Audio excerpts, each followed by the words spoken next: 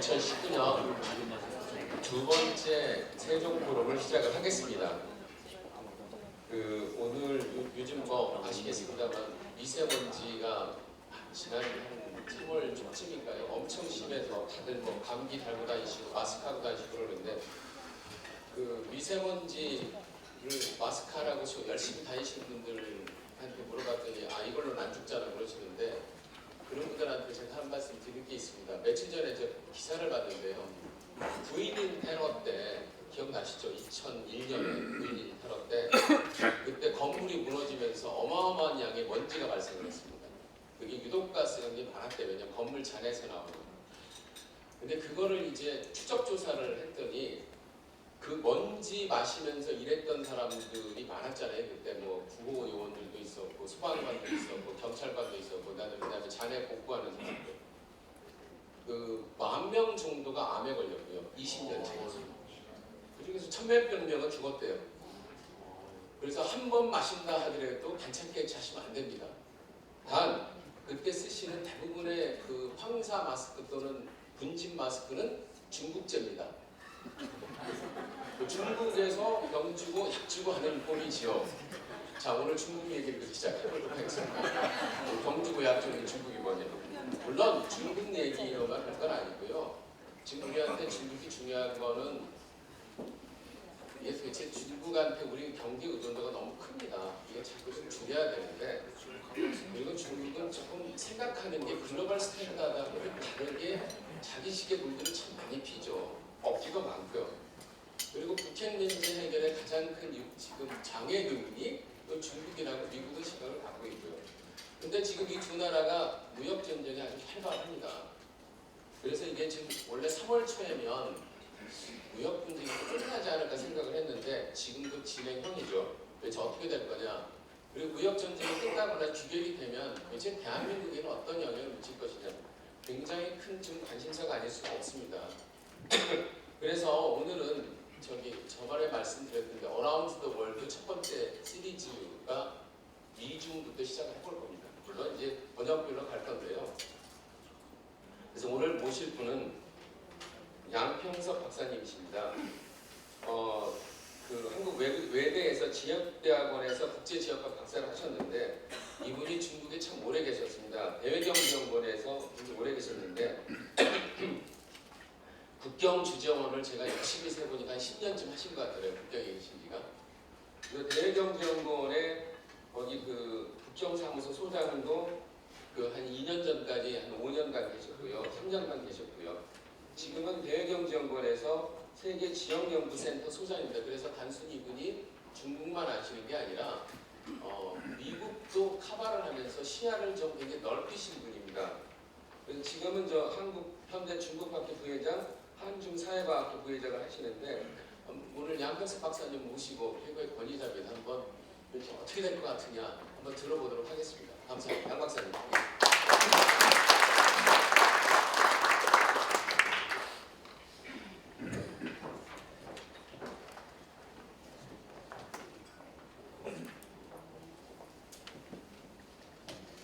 네, 말씀 잘 드리겠습니다. 감사합니다.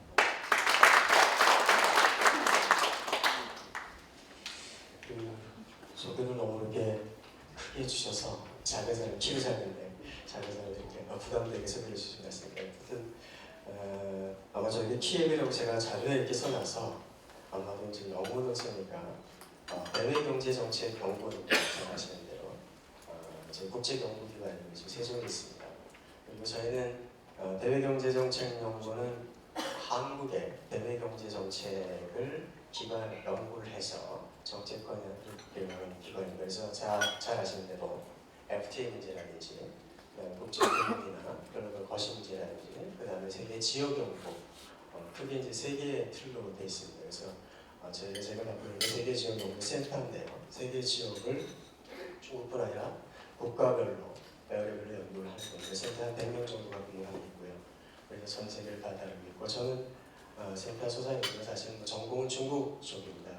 그래서 어제 소개해 주신 대로 중국의 북경사무소에 또 북경은 키예드에서만 8년, 대구에 있을 때만 일을 했어요. 그래서 저는 이게 약간 좀 선생님들 앞에 이런 외람된 말씀인데 제가 동안입니다. 그죠? 그래서 장점도 있는데요. 제가 89년부터 사실은 중국 일을 시작했습니다. 그래서 89년 저도 이제 30년째 중국 관련 일을 하고 있는데 제가 이제 느끼는 거를 말씀드리려면 사실은 이게 미중 간의 통상 마찰도 중요하지만 사실 저희가 이제 반중수교 27년 제가 연구한 중국 연구를 30년 동안에 중국을 봐왔던 그런 모습들의 변화 속에서 어떻게 보면 미중 마찰이 필연적인 거라는 생각이 들고요. 근데 이런 미중 마찰이라는 것이 우리는 이제 항상 언론에서 보면 큰일 났어요. 미중 마찰 미국하고 중국 간에 무역 전쟁을 하는데 이거 한국 간에 큰일 난 거 아닙니까? 중국에 대한 의존도가 수출만이 27% 되고 홍콩법은 32%까지 올라가는데 이 큰일 나는 거 아니냐라는 거죠. 만약에 큰일 나긴 했습니다. 문제가 있겠죠. 하지만 이제 어떤 문제가 있다면 그 문제 이후에 또 어떤 기회가 있어요. 그래서 우리는 항상 볼 때 이 문제를 볼 때 저는 이제 정부가 회의 가서 그렇고 건의를 드릴 때도 이게 저희한테 주어진 기회라고 생각을 하십시오라고 말씀드립니다. 왜냐하면 만약에 미중 마찰이 없었다면 중국은 그들의 속도로 발전해 갈 겁니다. 그 중국이 발전해가는 속도를 끌어내리는 게 상당히 중요한 역할을 하는 미중 마찰이에요. 그럼 우리한테는 그 시간을 벌어줬다는 거죠. 그런 측면에서 한번 기회다라는 측면으로 볼 수가 있고요. 그래서 제가 오늘 이렇게 쭉 쓴 거는 중국 부산과 미중 무역 마찰에 대해 썼어요. 주제. 왜 미중 마찰이 나냐 결국은 중국 부산에서 왔다는 거죠. 중국에서 부산에서 왔기 때문에 미중 마찰을 해석하고 풀어가고 거기에 대한 대처가 되는 이 과정 속에서 이해를 해야 됩니다. 그래서 그 배경이 뭐고 왜 그렇고 그 다음에 앞으로 어떻게 갈 거, 그 다음에 거기에 대해서 우리가 어떻게 해야 된다 라는 그런 제가 세 가지 화두를 던지면서 오늘 강의를 좀 말씀드리려고 합니다.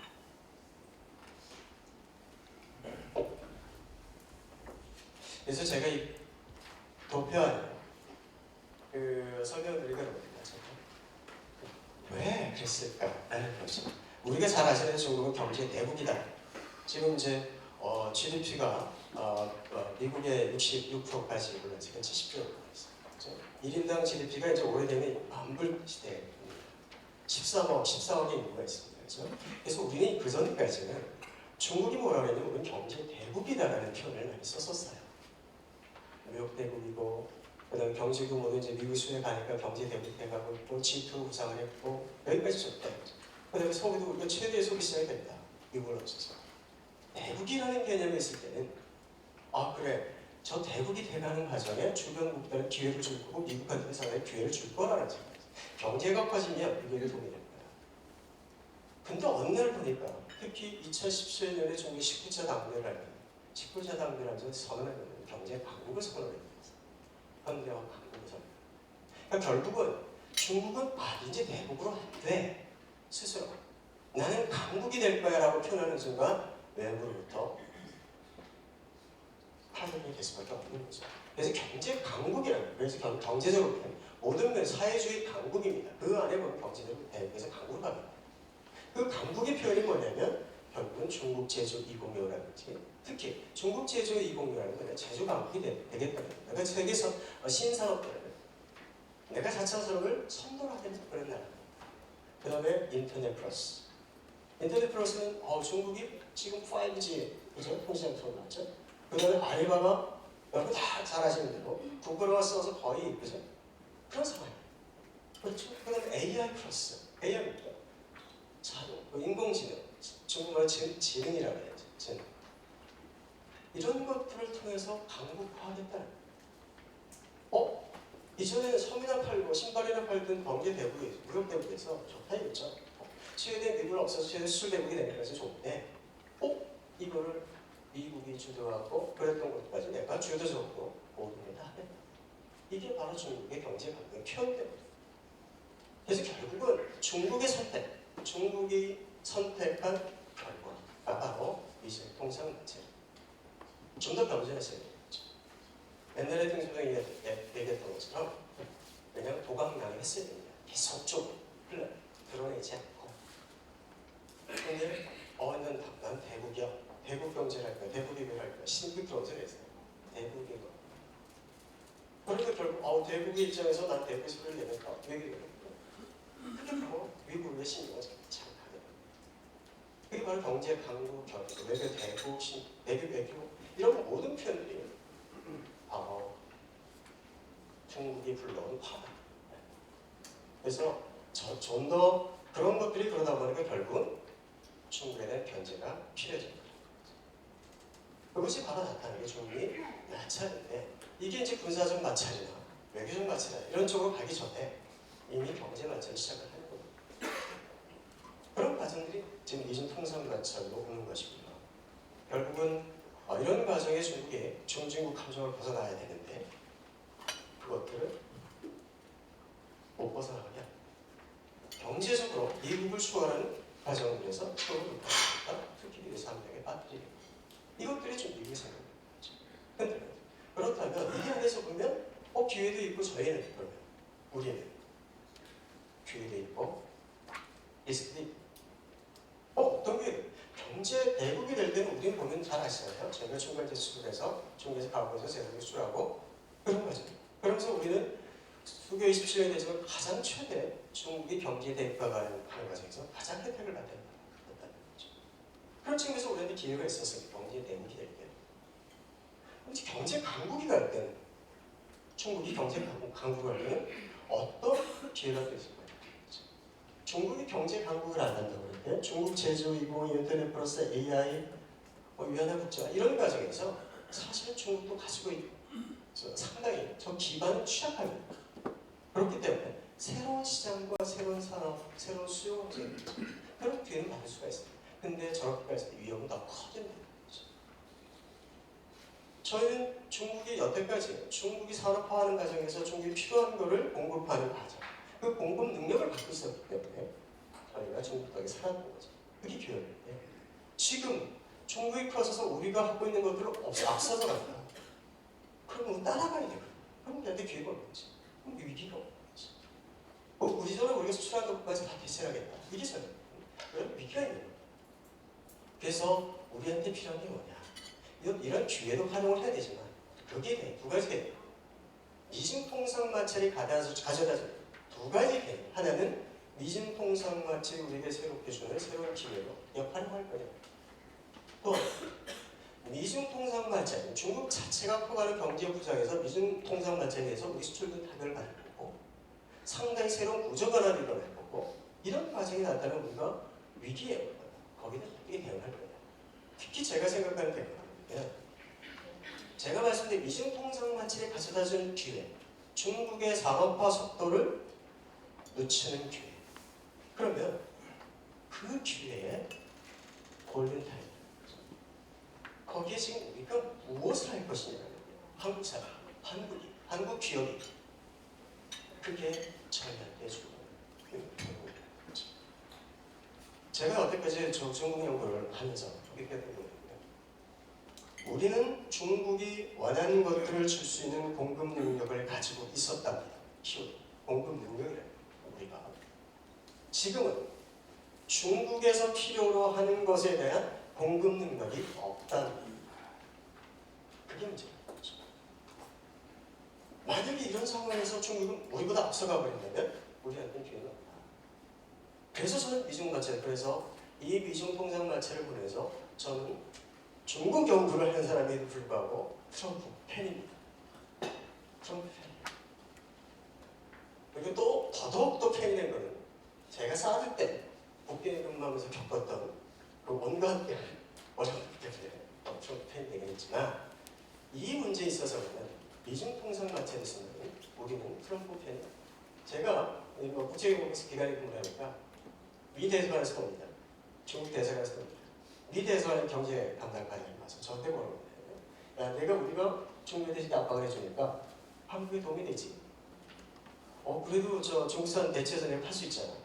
그렇게 질문합니다. 너 그렇죠? 그럼 제가 대부분 뭐냐면 다른 효과는 없다. 뒤에 말씀드리면 미중통상마찰에서 미국이 중국에 관세 부과한다고 해서 그 직접적인 효과가 크지 않습니다. 대체할 수 있는, 한국에서 대체할 수 있는 게 없어요. 대체하지. 그럼 우리가 기대하는 건 뭐냐면 내가 여태까지 중국 연구를 해보니까 니네 기업이 느끼는 것 똑같이 한국 기업도 중국 시장이 개방이 안 되고 투명도가 낮고 그렇다는 걸 인정합니다. 그래서 우리가 기대하는 것은 미국이 이거 기회를 통해서 중국 시장을 개방시켜주고 투명도를 높이라는 겁니다. 그렇게 저 답을 했습니다. 그래서 우리는 너의 편이다. 그렇게 중국 대사관에서 쫓아왔어요. 그래서 야 힘들어 죽겠지. 무증마찰 나니까 야 한국 의존도 높고 중국 의존도 높은데 너네 둘 힘들잖아. 이런 얘기예요. 그때 저 답은 얘기해요. 그래 맞아. 얘기한 것처럼 우리가 미국 중국에 의존도 높고 해서 좀 힘들긴 해. 너는 피해 있을 거야. 라고 얘기하죠. 다만 이니까 저는 이제 노골적으로 니네가 시장 개방해도 이렇게 얘기는 못하고요. 이것만은 지켜줘. 어떤 걸 요구를 했냐면 미중 통상마찰의 관세 전쟁을 환율 가지고 장난치지 마. 대응하지 마세요. 그건 주변국을 같이 망가뜨리는 그런 걸 했어요. 그러니까 상대방이 저희를 나눠서 두고 한국, 중국과 미국이 그런 입장이에요. 누가 됐을 때 저 같으면 지금은 트럼프 입장에 섭니다. 이 문제에 있어서. 그래서 한국은 트럼프 입장에 서야 된다. 라는 생각을 해요.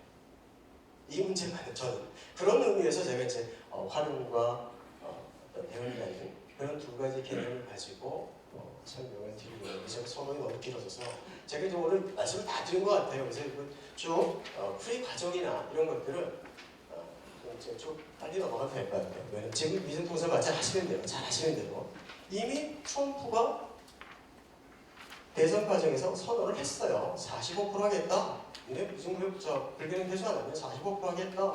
환율 조작 지정하겠다. 기술 안 해주면 선별적 발동하겠다. 이미 다 얘기했던 겁니다. 근데 관세가 45%가 아니라 25%로 떨어져 있는 거고요. 그렇죠?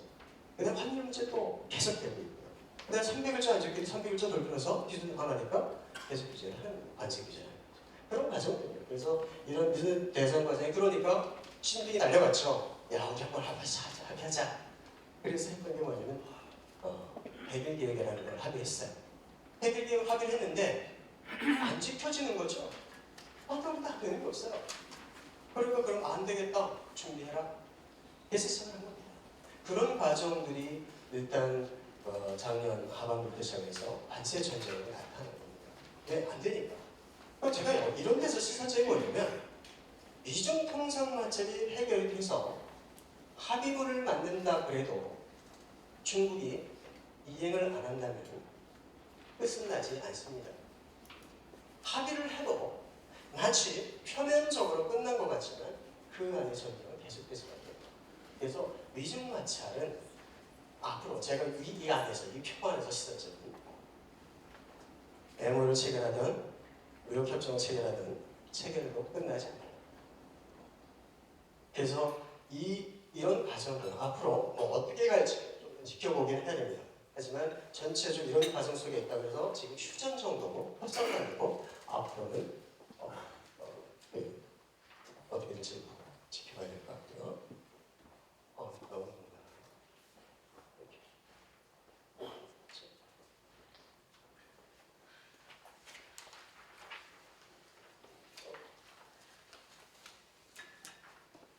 제가 그래서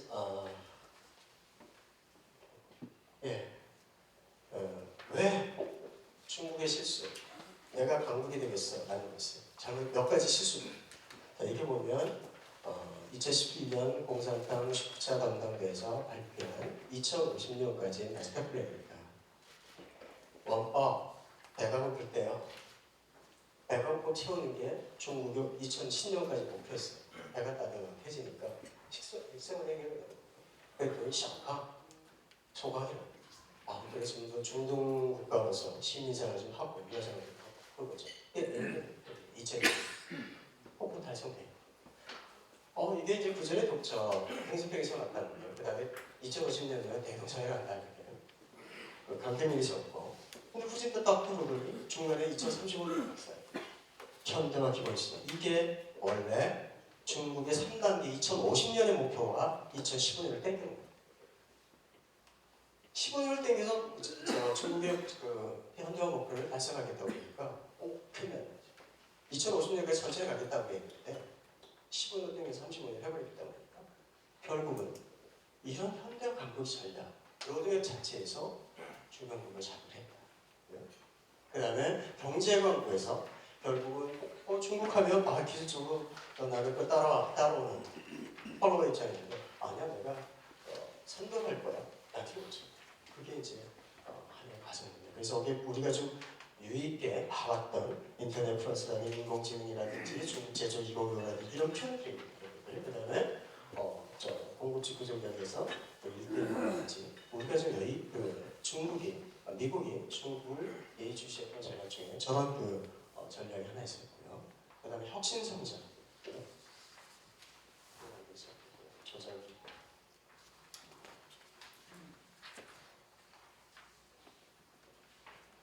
과거에는 중국은 그냥 많이 때려 부어서 성장하는 나라 그 정도야 많이 때려서 부어서 해 라고 하는 문제 없어요.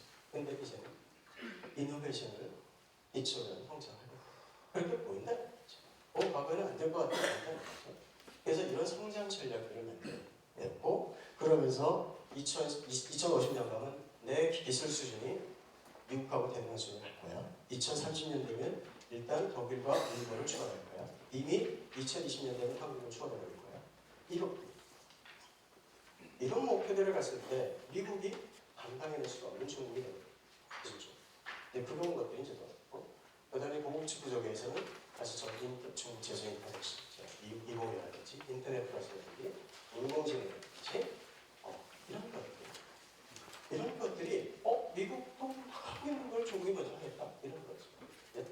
그런 과정에서 충분히 말씀드립니다.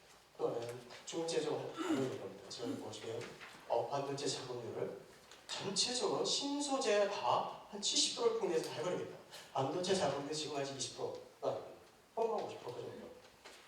그러면 중국 시장이 중국이 성장하면서 대국이 되면서 미국한테도 기회를 줬던 겁니다. 부품도 팔고 기계도 팔고 한국한테 줬고. 근데 중국의 성장이라는 것 자체가 도움이 안 된다는 겁니다. 저렇게 됐습니다. 그런 것들이 바로 이제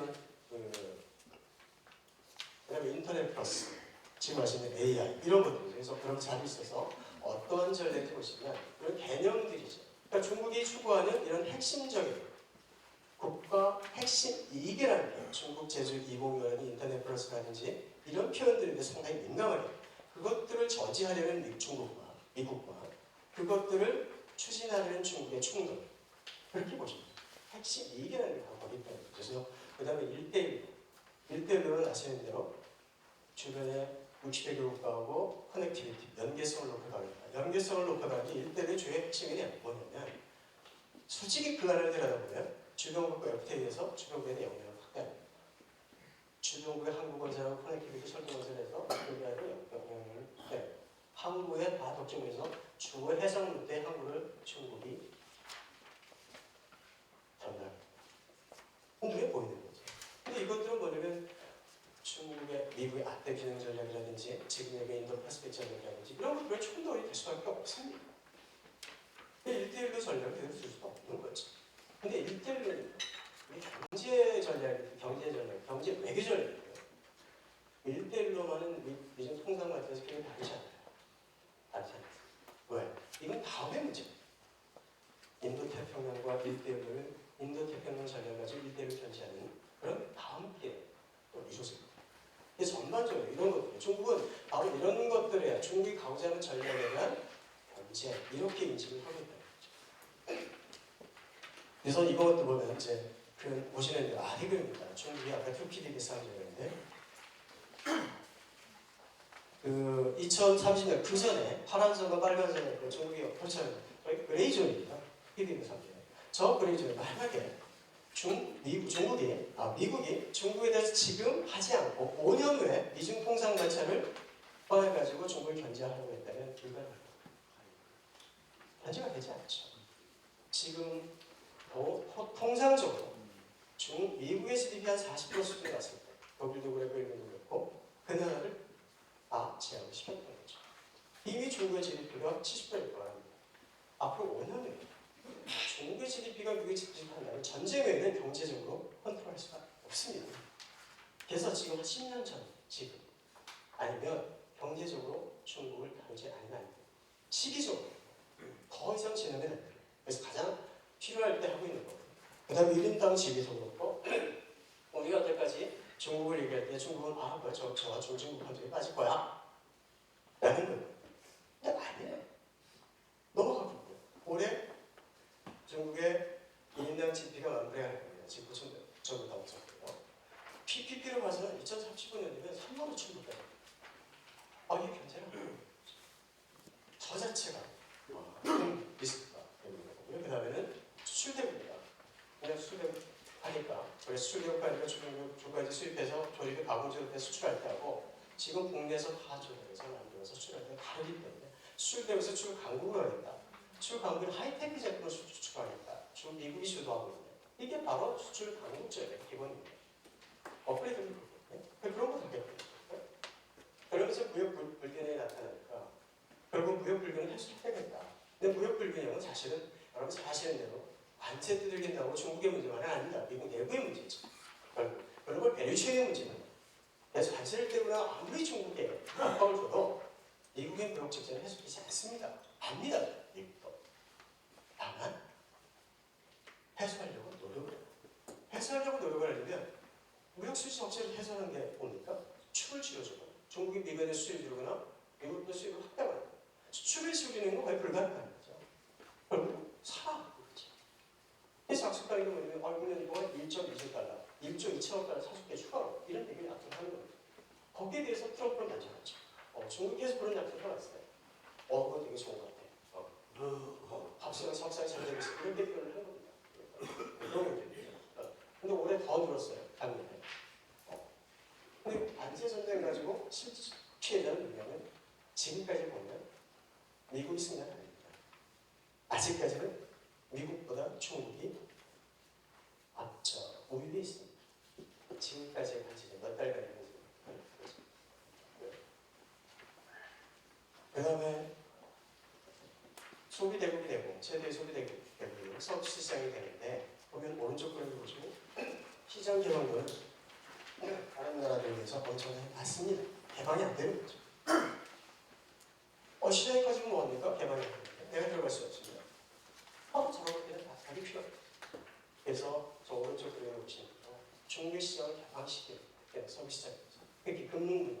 또 하나는 중국의 자본시장은 여러분 아시다시피 거의 개방되어 있지 않습니다. 중국에 몇 가지 있어요. 큐피 제도라든지 미주식이라든지 몇 개 가지고 했는데 중국 전체 주식에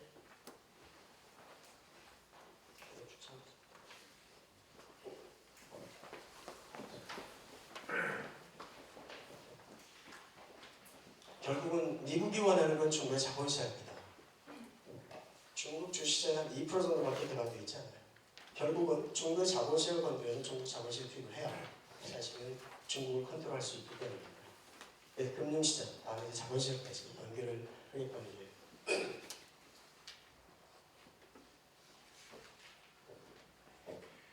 그다음 기업입니다. 아까 말씀드린 대로 인터넷 플러스 데이터 이런 기반을 통해서 일단 13억의 시장을 가지고 있고 국내 그런 기업들이 국내에서 규모의 경제를 기반으로 해서 테스트해서 그들이 가진 기술력을 향상시킨 기업들이 해외로 나오기 시작했고 자 부족한 기술은 해외에 기술을 가진 기업을 매집을 통해서 합니다. 그래서 미국에 대한 투자를 늘리고 해외 투자를 늘리는 겁니다. 그게 좋은 추치예요. 이러면서 하여튼 유럽 재정위기 때 유럽 기업들 다 매집해요. 싼 값에 헐값에. 그렇죠? 미국은 한 겁니다. 하니까 미국은 규제를 되겠다. 기본적으로 통신 장비, 반도체 관련된 기업들 다. 그래서 규제를 할 수밖에 없는 겁니다. 왜? 부족한 기술들은 앞에 보시는 대로 이 핵심 칩에 관련 기술이 상당히 약합니다. 그럼 저런 것들은 어떻게 할 수 있냐? 자체 개발하는 시간이 많이 필요하거든요. 결국은 기술을 가진 사람, 기업을 매집하는 거예요. 그게 대미 투자의 중요한 핵심 중에 하나입니다. 그걸 막을 수밖에 없고 대미 투자의 그 핵심 중에 하나가 뭐기 때문에 중국 기업이 해외로 나옵니다. 그러다 보니까 미중통상마찰이 미중통상마찰에서 중국이 어떤 인식을 갖고 있느냐 상당히 중요해요. 앞으로 이 문제를 풀어가는데 미중마찰이 어떻게 정리될 거냐는 중국은 그걸 어떻게 보지? 분명히 미국의 의도는 보이죠. 미중 무역 적자를 줄여가고 중국의 부상을 견제하고 이런 데 보입니다. 그럼 중국에서 어떤 인식을 가지고 이 문제를 보느냐 보시면 돼요. 통상 압박의 목적이 세 가지가 있다고 하는 경제적 목적. 아까 말씀드린 무역 수지 적재를 해소하는 겁니다. 만약에 미국이 중국에 대한 압박이 무역 수지 적재를 줄이려고 하는 거라면 좋아. 미국 산을 사서 내가 줄여줄게 할 수 있다고. 그래서 중국 계속 약속한 것들에 한 40% 정도 내가 당장 풀어줄게, 풀어줄 수 있어라고 얘기하는 것들이 저라고 해요. 무역 수지 적재 줄이면 줄 수 있다는 거죠. 근데 알아야죠. 안 돼. 불가능한 거야. 다만 미국 산을 내가 더 사서 줄여줄게. 하는 거예요. 정치적 동기가 있어요. 트럼프 중선을 중간선을 하고 또 내년에 이제 재선을 해야 되지 않습니까? 그때 그 카드로 쓰고 있다는 거죠. 그리고 중간선거가 끝나거나 재선이 끝나면 약화될 수도 있고 강화될 수도 있고 그렇죠. 그래서 저거는 그때 대응을 합니다. 문제는 뭐냐면 전략적 동기.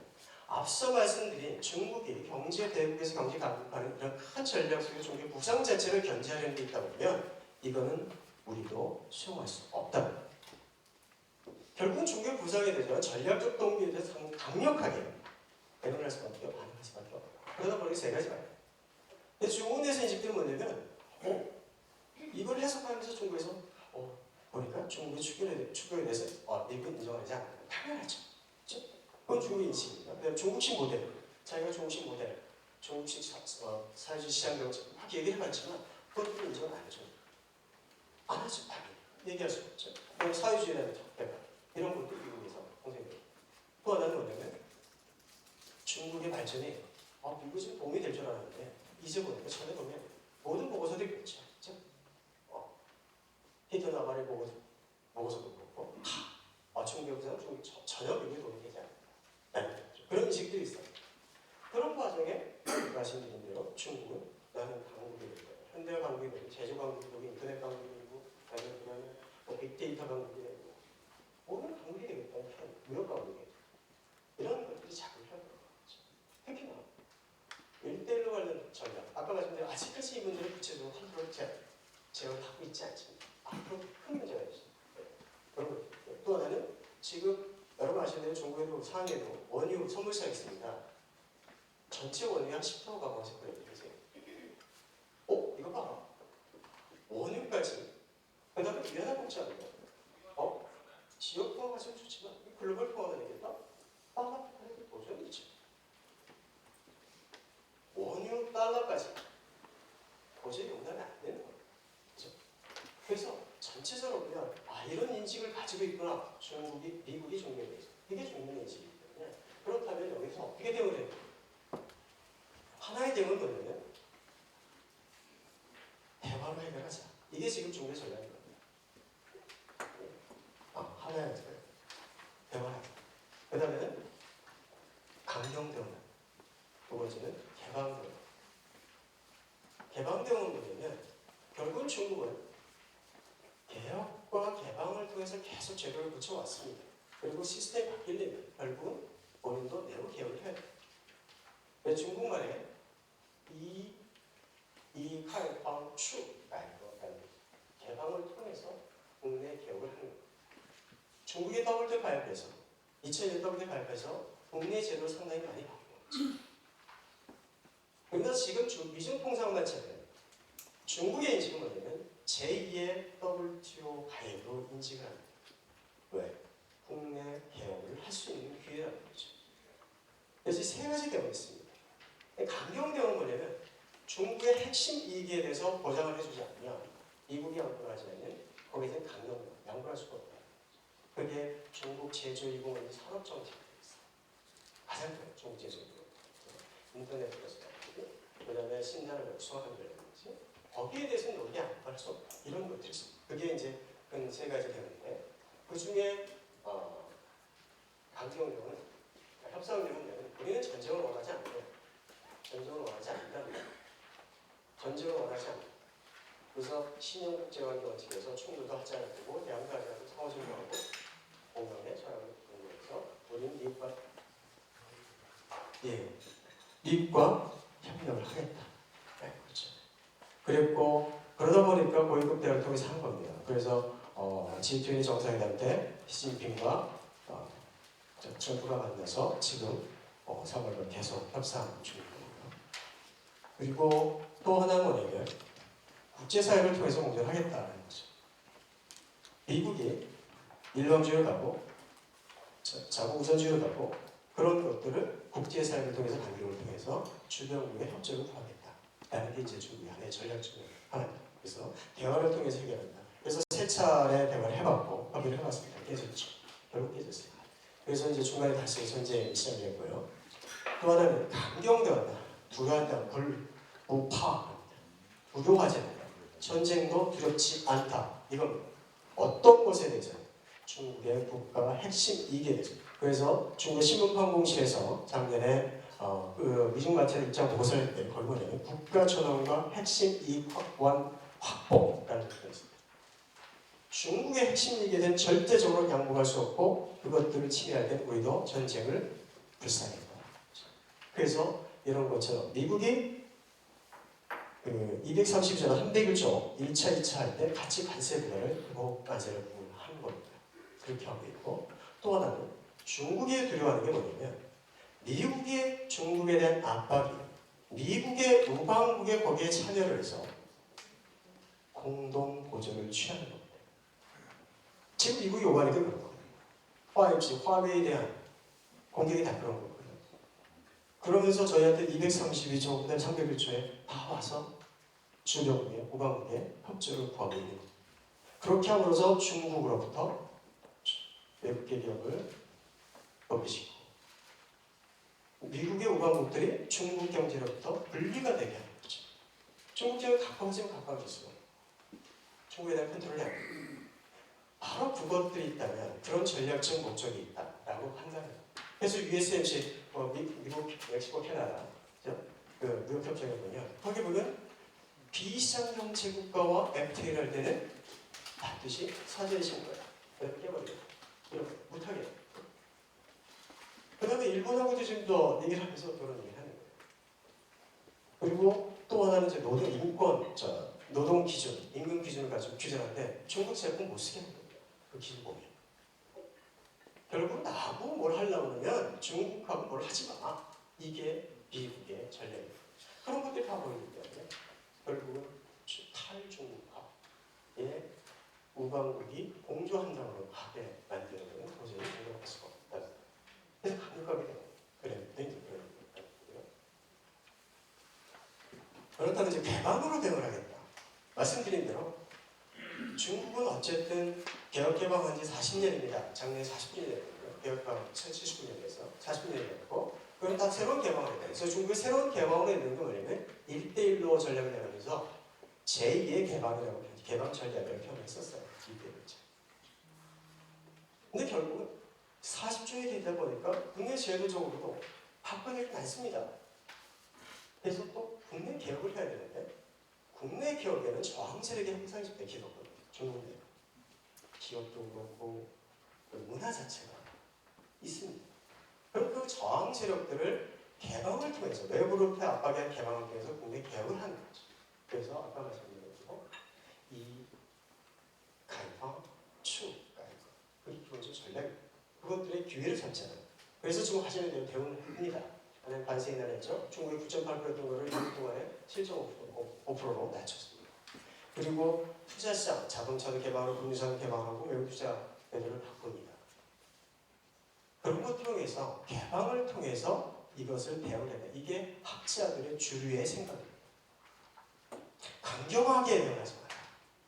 대화를 통해서 문제를 풀어가고 국내 개혁을 통해서 개방을 통해서 국내 개혁을 하는 것이 이게 미중통상마체를 대응하는 큰 흐름이다. 라는 게 중국의 주류입니다. 근데 다만 협상을 하는 과정에서 중요한 건 뭐냐면 얼마만큼 중국의 자존심을 세워주느냐지. 특히 시진핑의 자존심을 미국이 얼마나 세워주느냐에 따라서 협상이 타결되고 안 되고 하는 겁니다. 큰 틀은 협상을 통해서 개방을 하고 개방을 통해서 국내 제도와 시장을 투명화시키고 개혁한다라는 게 미중통상마체를 다루는 중국의 분위기입니다. 그렇다면 이슈 중에 이슈가 여러 가지가 있습니다. 이 중에 142개를 미국이 제시했고요. 그 중에 지금 얘기되는 것은 한 100페이지짜리 협정문을 처안을 만들었다. 그 안에 보면 무역 불균형의 문제, 아까 말씀드린 대로 그래 사줄게 라는 거예요. 못 사주면 돼. 콩. 그죠? 그 다음에 소고기, 항공기, 에너지 다 이런 겁니다. 그죠? 다 중국이 필요한 겁니다.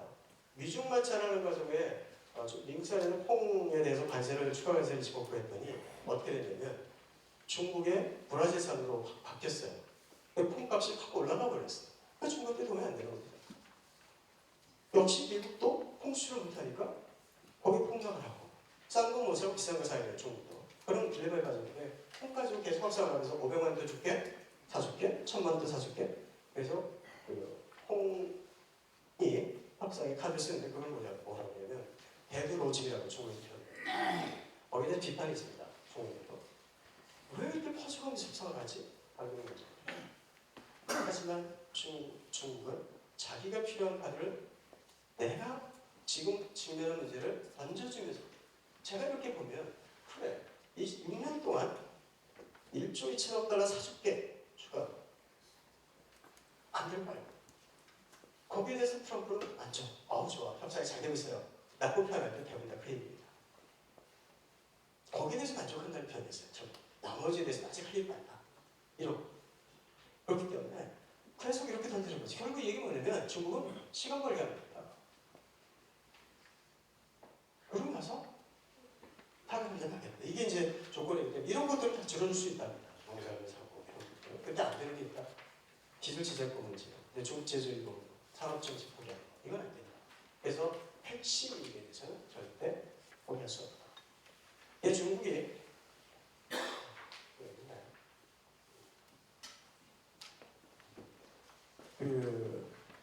그래서 이렇게 보면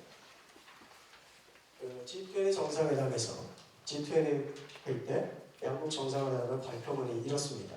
이런데 중국의 발표문은 뭐냐면 시진핑 주석이 트럼프를 만나서 문제를 잘 해결해서 추가적인 관세 조치를 안 하기로 합의했다가 첫 번째 홍보사항이고요.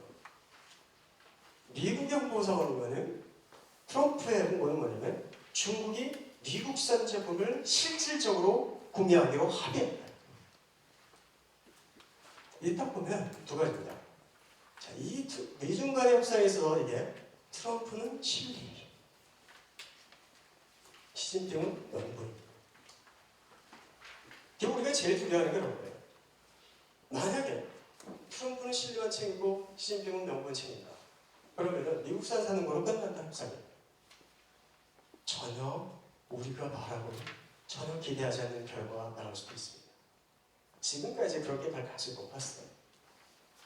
그래서 1조 2천억 달러 사주고 시진핑한테 그래 너 잘 해결했어. 시진핑 국내적으로 내가 협상을 해결했어. 이거 이 표현을 보면 서로 두 가지의 그 문제를 다루는 포인트가 다르다는 걸 느낄 수가 있고요. 그 다음에 4차까지, 7차까지 협상을 했는데요. 이 안에 보시면 주로 무역 수지 불균형의 문제는 거의 마무리가 돼갔습니다. 한 6가지가 나왔어요. 기술이적 문제, 지적 고침의 문제, 기관세 장벽, 그 다음에 인터넷 공격, 인터넷 절도 문제, 그 다음에 서비스 개발, 농업. 그러니까 농업, 서비스, 지재권, 비과세 장벽, 기술 강제 이런 거는 거의 다 마무리가 돼 있어요. 인터넷 절도 문제. 여기 빠진 게요. 여러 여태까지 얘기를 하면서 중국 제조 2065라는 나라가 안 나옵니다. 산업정책에 대한 얘기가 없어요. 자, 그거를 빼고 합의를 하려고 했던 거죠. 그럼 중국의 자존심이 생긴 겁니다. 핵심이 남고 있다. 그죠? 그래서 이 정도에서 양보를 하겠다. 합의를 만들겠다. 근데 보니까 그게 빠져서는 진짜 아무것도 없는 찐빵이 됩니다. 세계적으로 이제 미중 통상을 세울 때 중국의 중국 제조 신산업 간의 국유기업에 대한 보조금 지원 이것들이 없어지지 않으면 안 되는 겁니다. 근데 그걸 어떻게 하려고 했냐면 앞으로 이걸 WTO로 가져가서 미국은 이렇게 한 다음에 WTO로 가져가서 유럽이나 이런 데 공조할 거기 때문에 거기 가서 다루지 이렇게 생각하고 접근할 수 있었어요. 근데 지금 그렇게 해서는 안 되겠다는 거죠. 그게 이제 전체적으로 보면 마치 100페이지짜리 지금 합의문이 만들어져 있는데 대부분의 이것들을 포함한 겁니다. 그 안에 또 최근에 추가된 게 뭐냐면 인터넷 환율 문제입니다. 인터넷 환율 문제는 아까 말했던 중국이 환율을 이렇게 좌락을 시켜서 위안화 가치를 떨어뜨려서 미중통상 가치를 변화됐다는 생각은 없습니다. 다만 미국이 요구하는 환율을 안정시켜달라는 거죠. 그건 또 오케이. 그리고 아까 미국, 캐나다, 멕시코 보면 시장 개입을 하지 않겠다라는 게 있었어요. 그 다음에 뭐 시장 개입하는 방식으로 한다는 이런 조건도 있어요. 그 정도를 아마도 미중이 합의를 하고 환율 문제를 했을 수 있다라는 거죠. 미국이 합격하게 위안화를 절상을 해야 된다. 절상을 시켜서 그렇게 요구하지는 못했을 겁니다. 만약에 위안화 절상을 시켜라라고 요구했다면 협상이 안 됩니다. 환율 문제가 나왔어요. 4월 중순에 미 재무부가 환율 보고서를 보냅니다. 매년 2번이니까. 만약에 그 안에 중국을 환율 조작국으로 지정할 조건이 된다면 트럼프는 지금 두 개의 카드를 가지고 입장하는 거예요. 환율 카드와 이 협상 카드 그 두 개를 가지고. 중국은 그 두 개의 카드에 대응을 해야 됩니다. 지금 상황으로. 그렇다면 지금 협상 입장에서 누가 우위에 있느냐? 당연히 트럼프. 그러다 보니까 그럼 중국 입장에서 그러면 양보할 것까지 해야 돼. 여기 보시면 140개를 해놨다는데 처음에 류호가 그랬어요. 류호가 지금 협상을 할 때입니다. 140개 미국 제시라니까 내가 40% 지금 당장 들어줄 수 있습니다. 근데 40%, 20에서 40%는 들어줄 수 있는 시간이 필요합니다. 20에서 40%는 절대 안 됩니다. 라는 표현이 있어요. 그러면 이 표를 보면서 최소한 80점 이상짜리가 돼야만 협상이 끝나는 거예요. 대체로 지금까지는 미중 간에 80점짜리를 만들어 놓은 것 같아요. 한 20%가 뭐가 빠져있는 중국의 산업 정책에 관한 것들이 빠져 있습니다. 그걸 미국이 양보를 했을 수 있다는 거죠. 근데 그러면 그래서 이러다 보니까 쭉 이런 상황들이 있는데 3번 같은 걸 빼놓고는 결국은 중국이 양보를 했다. 그건 상당히 개방됩니다. 그래서 그 지금 단계에 그러나 앞으로 전망이 되죠.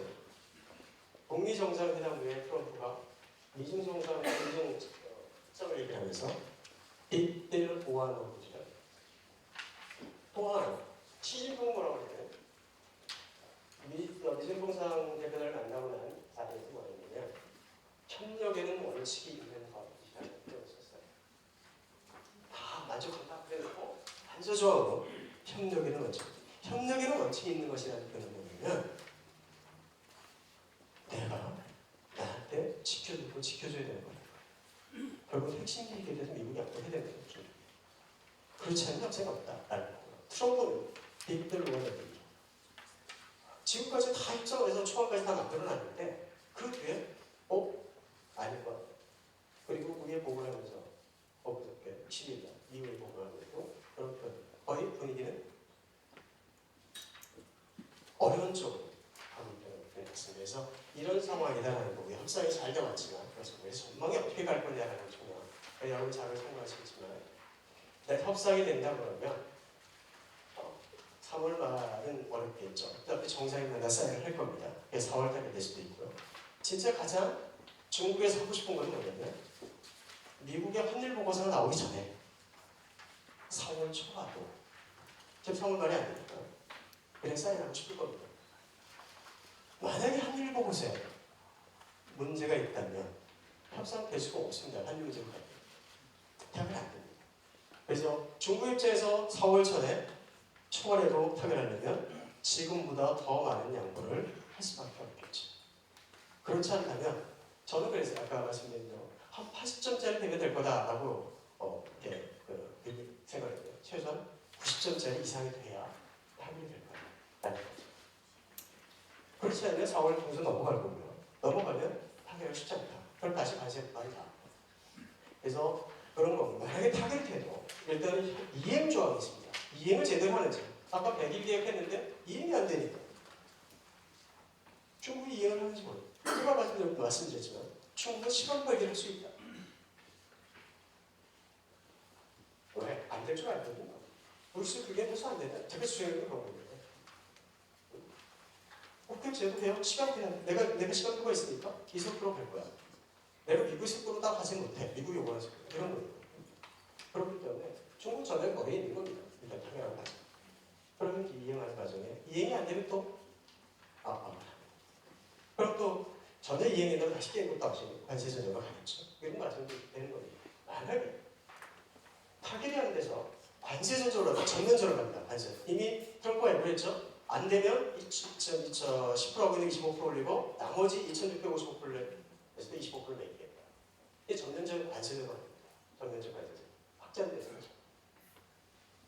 가능성 그때 지금은 그 전보다는 낮았지만 이끌어가면서 예. 영향을 받습니다. 저희가 이제 이건 개념적으로 해본 건데 지금 관세 전쟁은 한국에 대한 영향이 그렇게 크지 않다라는 겁니다.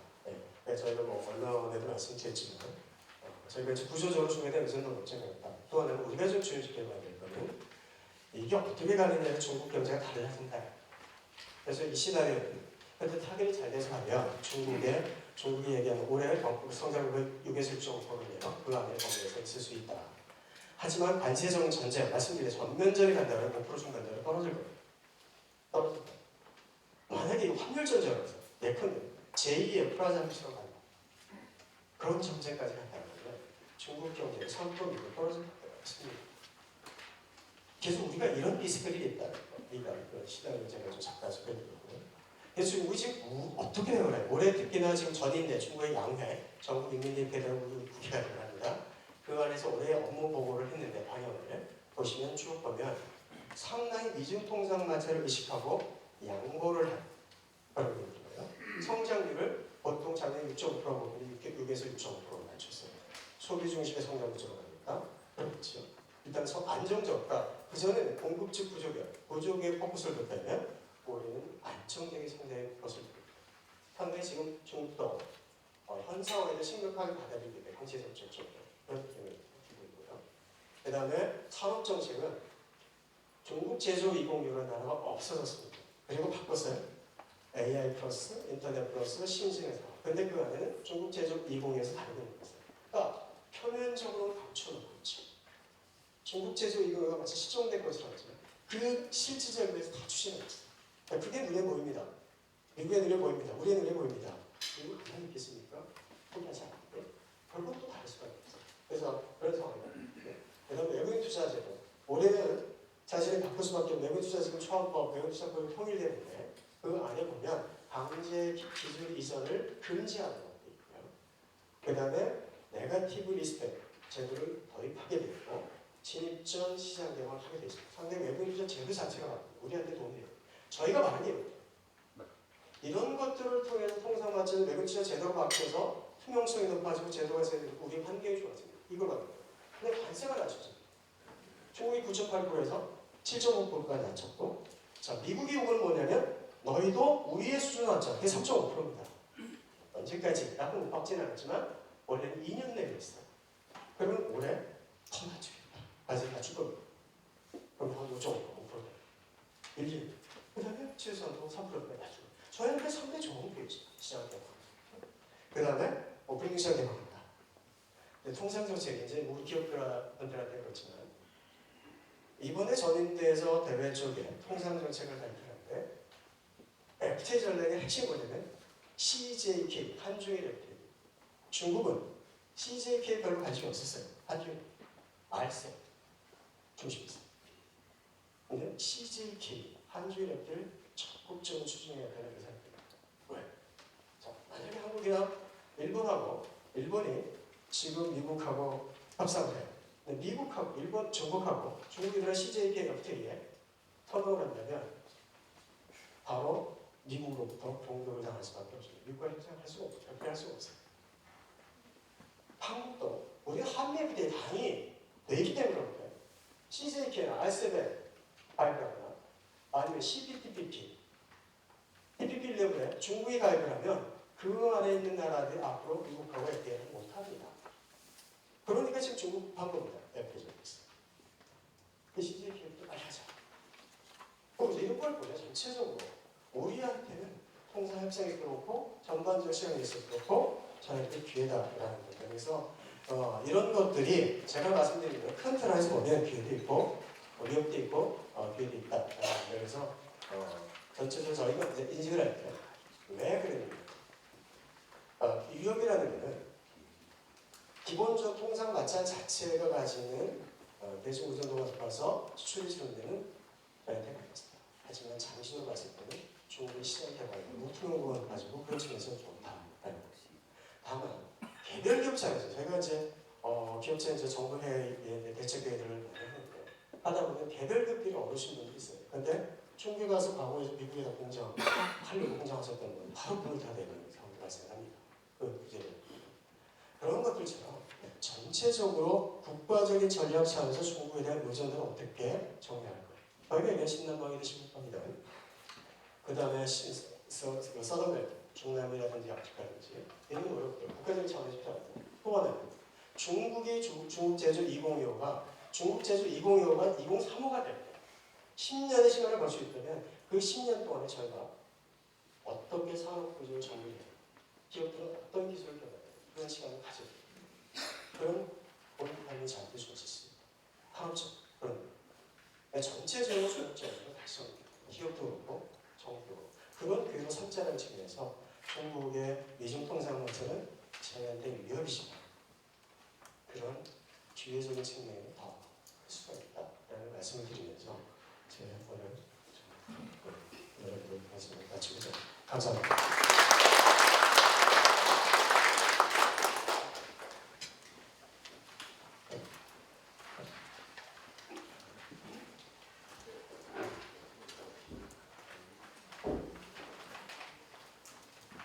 예, 감사합니다.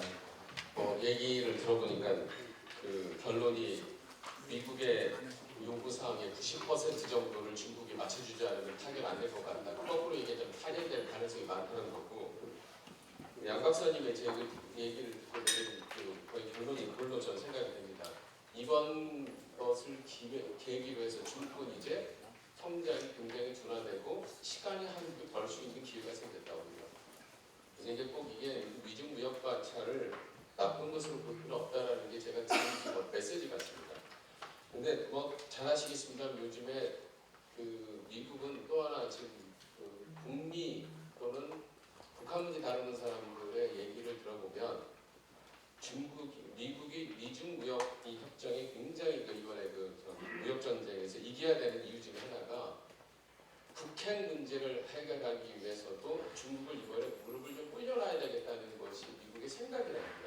왜 그러냐면 중국이 계속 북한을 도와주는 한 북한은 절대 핵 포기 안 할 거고 그러다 보니까 중국이 예공을 꺾어놔야지 말을 들을 거고 그래서 무역전쟁을 지렛대로 쓴다는 말이 있는데 실제로 최근에 북한이 어려워진 이유가 무역전쟁이 시작한 이후로 중국에서 북한 들어가는 송금이 다 끊겨버렸습니다.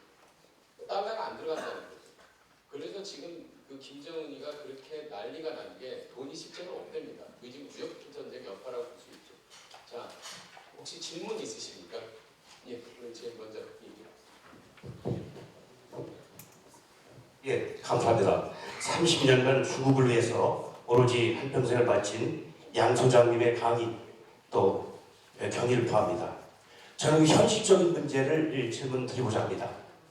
지금 자동차 업계는 17년이 됐습니다만은 현대기아차가 200만 대 생산 능력이 가동률이 50% 미만에 있고 북경 현대 또 상해 근처에 있는 동풍 열달 공장을 완전히 지금 중단하려고 있습니다. 그리고 삼성전자는 갤럭시가 중국에서 마켓시어 20%를 차지했습니다만 작년에 0.3%라는 초라한 성적을 남기고 있습니다. 여기에 대한 그 실패 원인으로는 첫 번째는 가격 정책이고 두 번째는 그 시장의 수요에 우리가 충족 못했다는 점. 세 번째는 중국 업체의 강력한 경쟁력 확보라는 측면이 있다고 봅니다. 양 소장님께서 30년간 중국으로 해서 평생을 바치셨는데 이 무역 마찰이 합의가 이제 4월 정도에 합의가 예상이 됩니다만은 이러한 우리 한국의 산업의 주축인 전자와 자동차가 앞으로 어떻게 전망을 보시는지 고견을 듣고 싶습니다. 감사합니다. 너무 어려운 질문이시라서요. 사실은 현대차가 어려운 게 아니라 사실은 제가 북경에 있을 때도 강연 조사를 하면서 앞에 현대차 사장님 계셨어요. 이제 그분한테 저는 지금 이 차를 이렇게 팔고 계시죠. 150만 대까지 팔았으니까요. 앞으로 5년에도 그렇게 파실 수 있다고 생각하십니까? 그 질문을 드렸어요. 사실은 중국은 말씀하신 상당히 수요 구조가 바뀝니다. 경제 구조도 바뀝니다. 그것들에 대비가 안 돼 있던 그렇게 현대차가 미중가차로 저는 할 필요 없습니다. 100%될 수 있다. 그런 것들. 그 다음에 기업들이 중국 저 부품 회사 협력업체를 같이 의의할 때도 이런 구조가 안 됩니다라고 말씀드렸어요. 왜? 현지의 로컬 기업들과 협력을 하셔야 됩니다. 저는 이제 그 자리에서 내가 현대차 사용계획을 말씀드리고 있는데 변화에 대해서 적응을 합니다. 아까 이제 20분, 30분 동안 0.4분 휴대폰 반도체는 아니고요. 휴대폰 문제가 있습니다. 사실 삼성이 이전에는 고가 브랜드 자기의 이미지를 세우는 제품 이런 것을 지금 그 많은 가치가 떨어졌기 때문에 전혀 다릅니다. 그럼 그때 마치 삼성은 이게 하이 브랜드 책상 회의할 때 책상에 딱 올려놓고 자신 있게 누울 수 있는 브랜드 아니거든요. 그럼 그때는 달라야 됩니다. 지금 화웨이 제품 훨씬 삼성보다 더 비싼 폰이거든요. 그죠? 그게 아니거든요. 그런 변화를 되는 우리 잘못입니다. 그래서 기본적으로 중국의 추격에 대해서 우리가 아까 말씀드린 대로 중국 대국일 때와 강국일 때와는 전혀 다른 전략 필요합니다. 기업도 똑같습니다. 정부도 대국일 때는 저희가 활용을 하면 됩니다. 강국일 때는 대응을 해야 됩니다. 기업도 똑같아요. 활용만 하지 말고 대응할 줄 몰랐습니다. 제가 다들 말씀드리면 삼성, 현대차, 중국 시장 변화에서 대응을 할 준비를 안 했다는 겁니다. 지금부터는 해야 됩니다. 정부가 해야 됩니다. 기업도 해야 됩니다. 제가 지금 제가 너무 강하게 답을 드렸는지 모르겠지만 그런 얘기입니다. 다음 질문 하시죠. 한분 더 계시죠.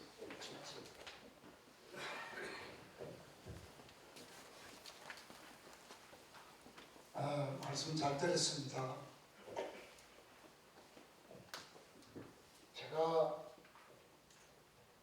저는 지금 90몇 살 되는데 그 중에서 지금 내가 볼 적에 한 80년 이상을 이 지금 이야기 비슷한 이야기 말이죠. 뭐 과학 기술을 어떻게 하고 자연을 어떻게 무엇이 어떻게 하고 그것만 들었어요. 그래서 나는 지금 결론이 있습니다. 그 결론이 뭐냐?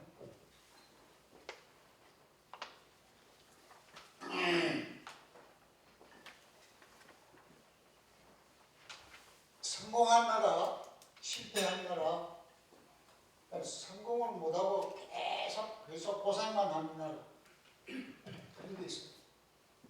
중국이 어디에 속하느냐? 성공을 못하고 계속 고생만 하는 나라.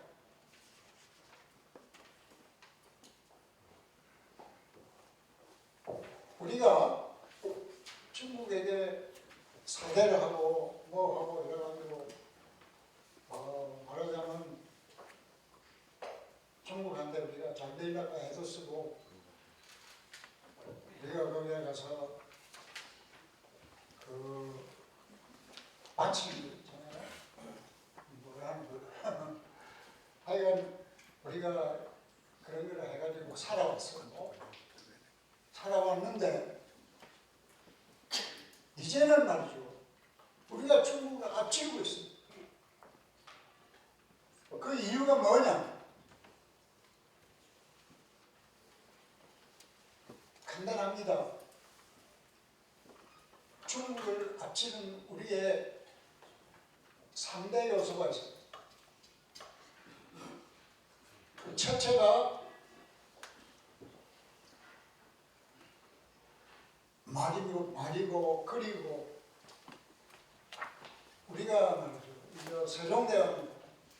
세종대왕 전에는 한문을 가지고 사니까 우리가 늘 고생했는데 세종대왕께서 우리한테 한문을 폐기시키고 우리한테 저기 대단히 고모님 질문 중에 죄송합니다. 시간이 다 돼서요. 강연이 하시는 게 아니라 질문을 좀 해주십시오. 예. 질문하지만 질문.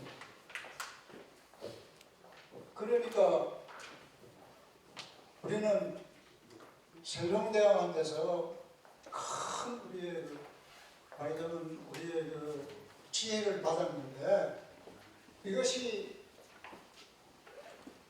몇십 년 몇 세기를 우리가 그 지혜를 활용을 못했어.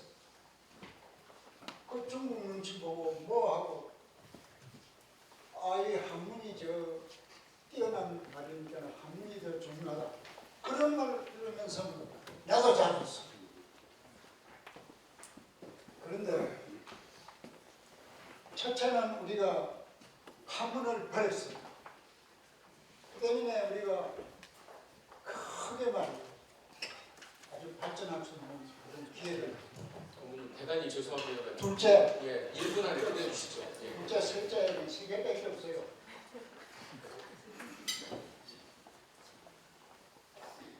둘째는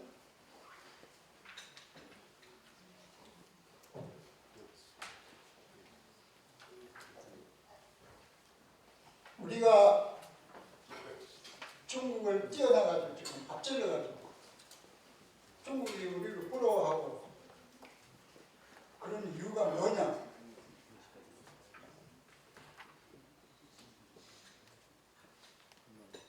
그거는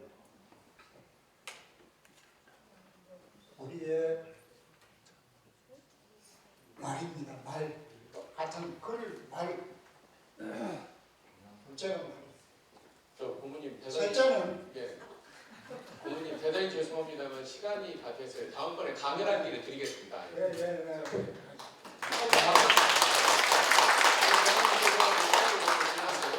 강연의 기회를 드리겠습니다. 셋째는 뭐냐? 이 자유입니다. 예. 그래서 우리는 대한민국은 자유가 말과 글로서 우리는 중국을 뛰어넘었고 따라오지 못합니다. 한강에 빠져있고도 소용이 없어요. 자, 그만하겠습니다. 예, 박수 한번 주시죠. 오늘 세종포럼 시간이 너무 많이 지내서 죄송합니다. 어쨌든 다들 시간이 너무 지내서 좋은 질문도 들었고 논평도 들었습니다. 다음 시간에는 저희가 어라운드 월드를 하는 중간중간에 CEO를 성공한 CEO, 스타트업 CEO를 모시는 시리즈를 또 중간에 띄워넣겠습니다. 지금 CEO를 섭외를 중인데요. 유니콘 기업의 CEO가 될지 그래서 창업을 해서 돈을 엄청 많이 버신 분들을 중심으로 모셔볼까 생각을 중입니다. 다음 시간도 유익한 콘텐츠가 준비되어 있어 우리 다음부터 보시기 바랍니다. 감사합니다.